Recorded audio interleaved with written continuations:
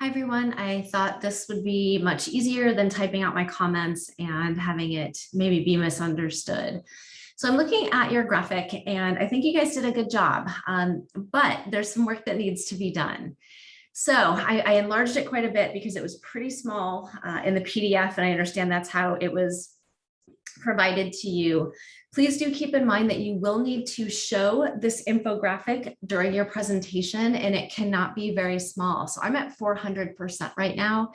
So do make sure that you are able to show it in a large format versus a really teeny tiny way that no one's able to read it when you are presenting that. So a couple of things that just right off the bat, there's a typo in your first title page. The dangers of stimulant abuse amongst college students. It should be students, so please take a look at that. What I'm noticing is that there's a flip-flop here. There's information that you do talk about for stimulants, but then you go into drug use, and that's completely different. So we need to stick with one topic, and we're going to stick with stimulant use. Now, a couple of technical things. You do have a space here.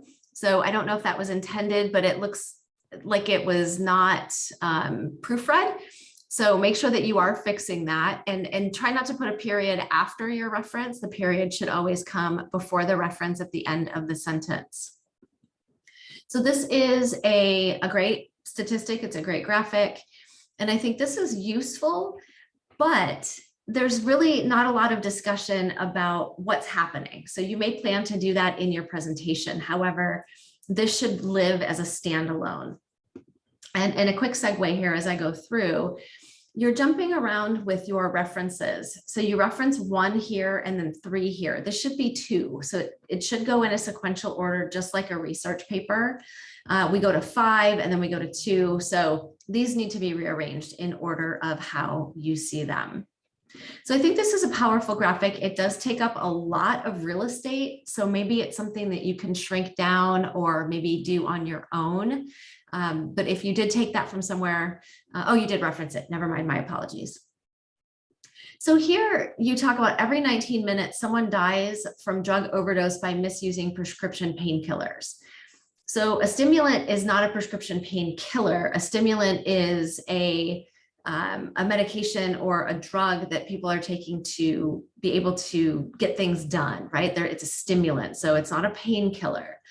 So I'm not really sure where that was going, that I was losing something as I was reading that, but for purposes of this assignment, you need to focus on stimulants. Same thing for the statistic here. We're looking at tranquilizers, Xanax, and Valium, which is the complete opposite of a stimulant. And so what I would really like to see are really the group, all of you identifying what other stimulants there are outside of Adderall. So for example, a energy drink or caffeine could be a stimulant. And what other stimulants can you think of that college students use in an effort to get more energy to study better, work better, stay awake, and so on and so forth. So this needs to be revamped. The dangers here, I think this is good because my assumption here and based on the information is that the stimulant effects are here. The addiction, this is another typo here, addiction, not addition effects. There is some extra space over here, so this feels really cramped. If you could move this over a little bit so you don't have one word on its own line, that just, it doesn't look finished, it doesn't look complete. So you don't need the reference at the bottom because you have added the reference here at the top, but make sure that you have a space always between a letter and a parentheses. Again, I would move this number 4 up to this section, or you could move it entirely up to the danger section because technically you are referring to this entire area. So if I scroll down a little bit more, again, I'm in 400%, so I had to really enlarge this.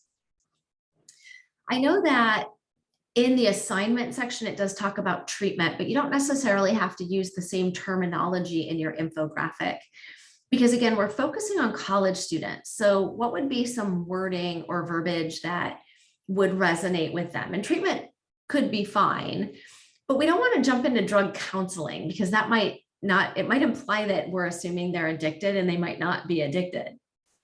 So come up with some other less scary methods of treatment. I'm not saying that you have to get rid of these, but these are, pretty high level for people who have been using stimulants for quite some time. So what are some other options that might even be available on our campus? So think outside the box a little bit. Prevention, I think this is great. Peer education, proper role models, mental health services. Again, that reference should come potentially up by the heading, or if you can make it a little bit smaller because it is, it's so large. How many young adults who abuse drugs are college students? So there's a technical glitch here by not capitalizing the many. So I really need you guys to look at this with a scrutinizing eye. Every one of you in this group should be looking at this information and proofreading it before you submit it, because this is an assignment that you're all going to be graded on. So these little technical things should not have slipped by. Now, when you talk about drug use in college students, is that overall drug use or is that stimulant use? So again, focus on the topic and not generalizing. You may be able to consider a generalized statistic, but then focus on stimulants as you go through your infographic. Signs you might be at risk. Again, here a technical issue. This really should be a very short and sweet statement, not necessarily a sentence. So you don't need a period here. You don't need this extra word on the next line. So you can take out, particularly in college age students, because that's what this entire infographic is focused on. So pressure to excel, it could be in school, it could be work, it could be athletics, it could be many other things. Peer pressure, I wouldn't say lack of nutrition, I would say poor nutrition. I think that's a better way to say it. You could say lack of sleep. It deserves its own line. It should not be combined with nutrition. Stressful situations, I'm not really sure I understand that. So maybe if you want to comment or have a conversation with me about that one. And again, and attend university full-time, that's not necessary. So you can just, very basically state those signs that you are concerned about. I think your reference section looks great. I don't know why there's a space here though. So maybe if you can fix that because there's no other space. So for an effort for consistency, that is something that I would recommend. So please take a look at this again. Have your revisions to me by Friday at 11:59 p.m. I will review them over the weekend. If you have any questions, of course, please let me know, or if you want to go into a little bit more detail, I'm happy to help. Otherwise, good job, you guys. Happy altering, and I'll see everybody on Monday.